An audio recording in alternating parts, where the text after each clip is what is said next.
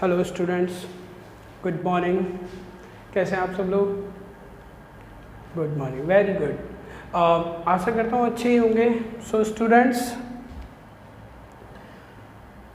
Face to face classes में chapters हमारे 3 chapters ख़त्म हो चुके थे अकाउंटिंग के, बट अभी क्योंकि क्लासेस फेस टू फेस नहीं हो पा रही हैं, इसलिए हमने अपनी अशोका अकेडमी को अभी आप लोगों तक पहुंचाने का फैसला किया है, वो भी आपके घर, आपके मोबाइल फ़ोन्स तक, अपनी अशोका अकेडमी ऐप के द्वारा।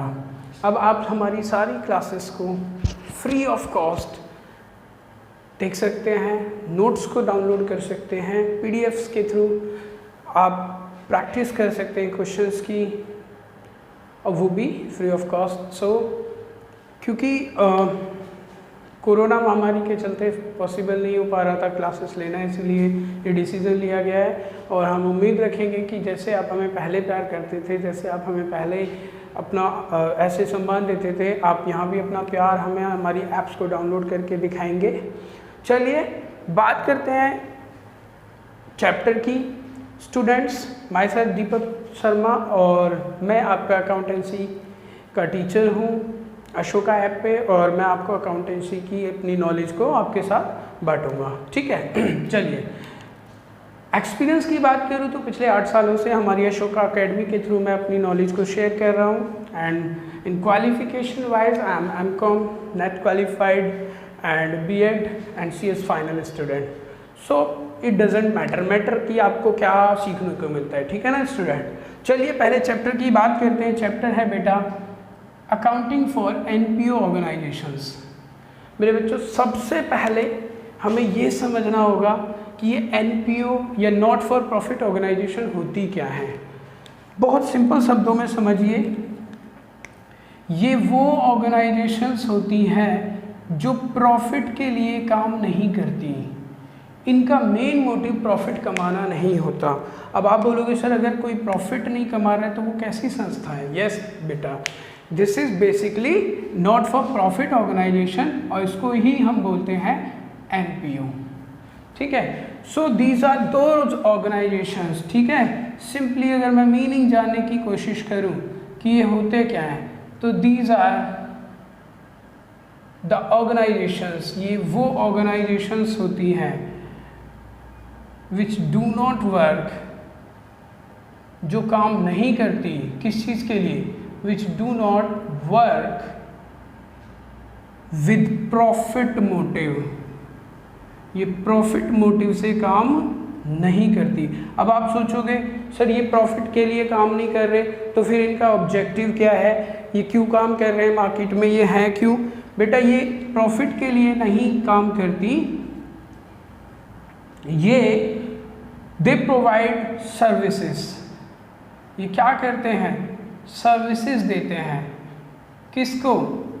टू देयर मेंबर्स, जो लोग उनकी एनपीओ के मेंबर्स होते हैं, और वर्क्स फॉर सोशल वेलफेयर, या समाज कल्याण के लिए काम करते हैं, और टू स्प्रेड एनी रिलीजन, किसी धर्म का प्रचार प्रसार करने के लिए, इन सबको हम संस्थाओं को हम एनपीओ कहते हैं, ठीक है। ये एनपीओ काम करती है, ठीक है। तो सबसे मेन बात जो आ गई बेटा वो यहाँ वो ये आई कि ये प्रॉफिट के लिए काम नहीं करते, ठीक है। ये क्या करते हैं? जो इसके मेंबर्स होंगे या जो लोग इससे जुड़े हुए हैं, जिस पर्पस के लिए वो जुड़े हुए हैं, लाइक किसी धर्म को बढ़ाना, किसी गरीब क्षेत्र में सेवा करना, लड़कियों की शिक्षा के प्रति, अनाथ बच्चों के लिए काम करना, ऑर्फन एज हो गया, ओल्ड एज होम हो गए, वो सब ऑर्गेनाइजेशंस किसके अंदर आ जाती हैं? वो सब ऑर्गेनाइजेशंस आती हैं हमारी एनपीओ ऑर्गेनाइजेशन के अंदर। उम्मीद कर रहा हूँ आप लोग ये समझ गए होंगे कि एनपीओ के अंदर आते कौन है।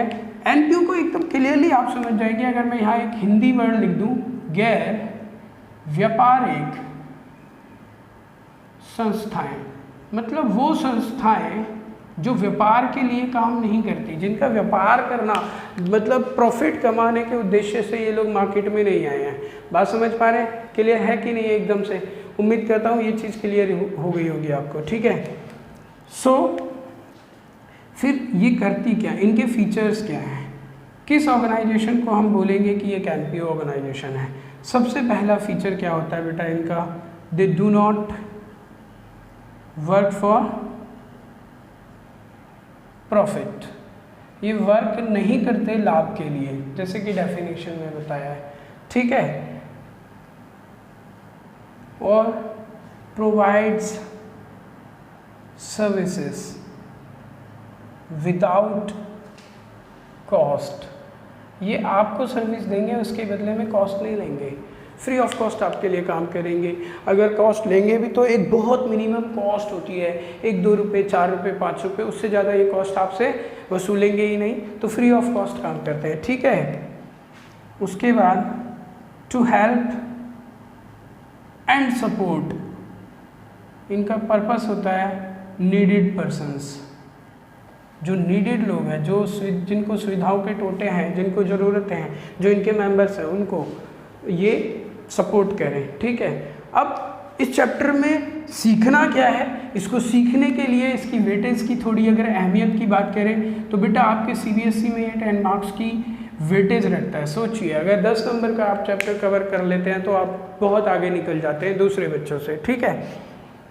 तो अब इस चैप्टर में हमें सीखना क्या है, हमारा मेन कंसेप्ट क्या होगा, वहाँ अगर मैं बात करूँ बेटा तो हमें यहाँ सीखना है कि जो एनपीओ होते हैं उसके फाइनल अकाउंट्स को हम कैसे बनाएंगे और उन फाइनल अकाउंट्स में क्या क्या चीज़ें इन्वॉल्व होती हैं, कौन कौन से अकाउंट्स हमें बनाने। चलिए आज आगे बढ़ते हैं। फाइनल अकाउंट्स ऑफ एनपीओ, किसी भी एनपीओ के फाइनल अकाउंट्स कौन कौन से होंगे उनके बारे में आज हम जानकारी लेते हैं, ठीक है बेटा। जब बात आती है अकाउंट्स ऑफ एनपीओ की,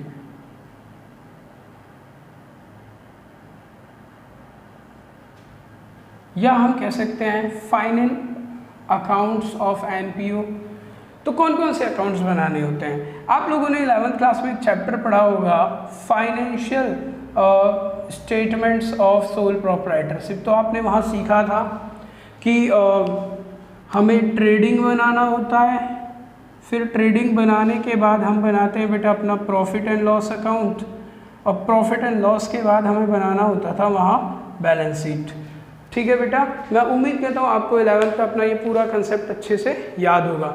बेटा ये चीज़ें हम बनाते थे, trading account, profit loss account और बैलेंस शीट। तो ये फाइनेंशियल स्टेटमेंट बनती थी किसकी? सोल प्रोप्राइटर की। और सोल प्रोप्राइटर वो व्यक्ति था जो अकेला बिजनेस कर रहा था बट प्रॉफिट मोटिव से बिजनेस कर रहा था। बट यहाँ तो प्रॉफिट मोटिव ही नहीं है। ट्रेडिंग से क्या मिल रहा था सर? ट्रेडिंग से जीपी मिल रहा था या जीएल मिल रहा था। जीपी बोले तो ग्रॉस प्रॉफिट, जीएल बोले तो ग्रॉस लॉस, ठीक है। प्रॉफिट एंड लॉस अकाउंट से बेटा मुझे क्या मिल रहा था? यहाँ तो मुझे एनपी, नेट प्रॉफिट या नेट लॉस, और बैलेंस शीट बताती थी मेरी फाइनेंशियल पोजीशन या एसेट्स एंड लायबिलिटीज़ की क्या पोजीशन है, वो मुझे मेरी बैलेंस शीट बता रही थी। यहाँ पर फाइनल अकाउंट्स के भी सेम उसी तरह से अकाउंट्स बनाने हैं। तो इंस्टेड ऑफ ट्रेडिंग अकाउंट हम यहाँ बनाते हैं बेटा अपना receipts and payment account. Receipt and payment account हमें यहाँ बनाना होता है। Instead of profit and loss हम यहाँ अकाउंट बनाते हैं अपना income and expenditure account. Income expenditure account मुझे बनाना होगा, और बैलेंस शीट तो मुझे यहाँ भी बनानी होगी, ठीक है बच्चों। अब बात करते हैं कि सर अगर ये इनके जैसे ही अकाउंट है तो फिर हमने यही क्यों नहीं बना लिया? क्योंकि बेटा यहाँ हमारा ऑब्जेक्टिव प्रॉफिट कमाना नहीं है, तो इसलिए हम यहाँ प्रॉफिट वर्ड को यूज़ ही नहीं करेंगे। प्रॉफिट की टर्मिनोलॉजी यहाँ पे आएगी नहीं, हमें प्रॉफिट को सब्स्टिट्यूट कर देना है कुछ दूसरी चीज़ से। अब सवाल उठता है तो फिर रिसिप्ट एंड पेमेंट अकाउंट से हमें क्या मिलेगा? बेटा रिसिप्ट एंड पेमेंट अकाउंट से हमें पता चलेगा हमारा कैश या बैंक का बैलेंस कितना है एक पर्टिकुलर पॉइंट ऑफ टाइम पे या ईयर एंड पे। इनकम एक्सपेंडिचर से जैसे वहाँ मुझे पता चलता था कि नेट प्रॉफिट नेट लॉस कितना है, वैसे ही यहाँ मुझे ये पता चलेगा कि एनपीओ को कितना घाटा है, कितना उसको फ़ायदा है। बट वहाँ प्रॉफिट की जगह वर्ड क्या आ जाएगा? सरप्लस, और नुकसान की जगह हमें वर्ड क्या मिलेगा? डेफिसिट, उम्मीद है समझ पा रहे होंगे। बैलेंस शीट यहाँ भी हमें एक फाइनेंशियल स्टेटमेंट, फाइनेंशियल पोजीशन या statement of assets and liabilities बताएगी। एसेट्स का क्या स्टॉक है हमारी एनपीओ के पास, लायबिलिटीज़ कितनी है, बैंक से लोन तो नहीं है, और ये सब चीज़ें बैलेंस शीट बताएगी। ठीक है, अब आप लोगों के दिमाग में एक सवाल आना चाहिए था कि सर आपने तो कहा कि ये प्रॉफिट के लिए काम ही नहीं करती, जब ये कोई भी काम नहीं करते तो इनके पास पैसा आएगा कहाँ से, इनके पास सोर्सेस ऑफ फंड्स होंगी क्या, ये कमाएंगे कहाँ से और खर्चेंगे किस चीज़ पे। तो बेटा अभी जानते हैं कि सोर्सेस ऑफ फंड्स एक एनपीओ की क्या क्या होंगी। ठीक है, सोर्सेस ऑफ फंड्स जानने के बाद हम लोग फिर कंसेप्ट पे धीरे धीरे आगे बढ़ने लगेंगे। चलिए, तो मैंने बात की बेटा sources of funds for NPO. किसी भी एनपीओ के लिए सोर्स ऑफ फंड्स क्या होगी। सबसे पहले सवाल ये उठता है सर फंड्स क्या होता है और सोर्स क्या होता है। सोर्स का मतलब पैसा आएगा कहाँ से, और फंड्स मीन्स मनी, पैसा, धन जो आपको चाहिए, क्योंकि बेटा बिना पैसे के कुछ नहीं हो सकता, पैसा तो चाहिए। अगर आप दान भी देना चाहते हैं तो दान या तो पैसे का देंगे या किसी वस्तु का देंगे, तो उस वस्तु को खरीदने के लिए भी पैसा चाहिए, या अगर आप सीधा पैसा दान करना चाहते हैं तो भी हमारे पास पैसा होना चाहिए।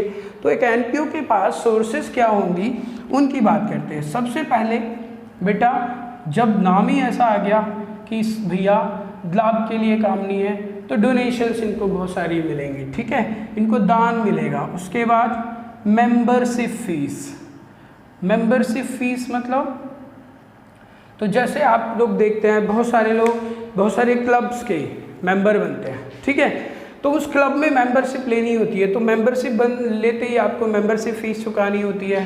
तो एनपीओ में आते क्या है ये मैं पहले भी बता चुका हूँ, फिर से बता रहा हूँ। जैसे कोई हॉस्पिटल हो गया, कोई स्कूल हो गया, कोई एनजीओ हो गया, ओल्ड एज ऑर्फनेज हो गया, कुछ भी ऐसे जितनी भी संस्थाएं हैं वो एनपीओ में आती हैं। तो इनमें जो डोनेशन मिलती है कि कोई नेताजी आए स्कूल को डोनेशन दे गए जी 4 रूम बनवा लेना, तो डोनेशंस हो गया, मेंबरशिप फीस हो गया। और बेटा और अगर हम बात करें सब्सक्रिप्शन फीस, अब कोई बंदा आपकी सर्विसेज को क्या करता है, सब्सक्राइब करता है। मतलब जो एनजीओ है वो क्या करते हैं, वो ड्रामा करते हैं। ड्रामा मतलब वो वाला ड्रामा नहीं, ड्रामा मतलब they are artist, they perform some acts.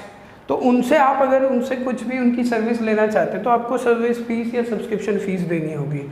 ठीक है, उसके बाद रेंट मिल गया, आपने एनजीओ का कुछ हिस्सा खाली था उसको पार्किंग के लिए दे दिया तो रेंट मिल सकता है। ठीक है, सेल ऑफ ओल्ड मटेरियल्स, पुरानी रद्दी को आपने बेच दिया, वहाँ से कुछ पैसा आपको मिल सकता है। गवर्नमेंट ग्रांट्स, सरकार की तरफ से आर्थिक मदद आपको मिल सकती है। ठीक है, लेगेसी हो सकती है। अब सोचेंगे लेगेसी क्या होता है, कुछ लोग अपनी वसीयत छोड़ के जाते हैं कि भाई मेरे मरने के बाद मेरा पैसा जो है या मेरी जो भी संपत्ति है वो किसको दे देना, किसी संस्था को दे देना, तो वो लेगेसी हो गई। ठीक है, तो ये कुछ चीज़ें हैं जहाँ से पैसा आता है। अब सवाल उठता है कि एक्सपेंडिचर कहाँ होगा, इनका खर्चा कहाँ करते हैं। तो एक एनपीओ क्या करती है, एनपीओ चैरिटेबल वर्क करती है, तो चैरिटेबल सर्विसेज जो वो देते हैं उस पर पैसा खर्च हो जाता है। ठीक है, सैलरी देते हैं वो अपने एम्प्लॉयज़ को, और रेंट पे करते हैं कि अगर खुद की बिल्डिंग नहीं है तो। ठीक है, बुक्स परचेज करते हैं जो बच्चे उसके अंदर रहते हैं उनके लिए, मेडिसिन्स हो गए। ठीक है, फूड हो गया, और इलेक्ट्रिसिटी बिल हो गए, प्रिंटिंग स्टेशनरी हो गया। तो बहुत सारी चीज़ें हैं जिन पे ये पैसा खर्च हो जाता है।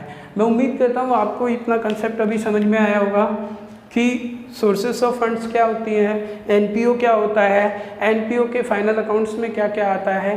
ठीक है, नेक्स्ट क्लास में बेटा हम लोग सीखेंगे एनपीओ के फाइनल अकाउंट्स का सबसे पहला topic, that is receipt and payment account. ठीक है, आप हमारी कंप्लीट वीडियोस के लिए हमारी ऐप को डाउनलोड कीजिएगा। जैसे मैंने पहले भी बताया, फ्री ऑफ कॉस्ट आपको सारी चीज़ें अवेलेबल होंगी।